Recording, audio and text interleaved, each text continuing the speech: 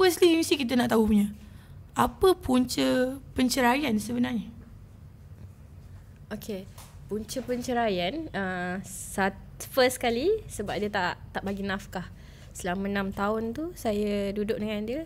Saya lah yang cari duit daripada saya kahwin umur 16. Saya kahwin umur 16. So daripada umur 16 tu saya cari duit sendiri. Wow. Strong kan? Kalau macam tu awak bercerai atas dia yang ceraikan awak ataupun awak pergi tuntut fasa? Mula-mula tu saya tuntut fasa. Lepas tu dia datang, dia cakap nak cerai biasa.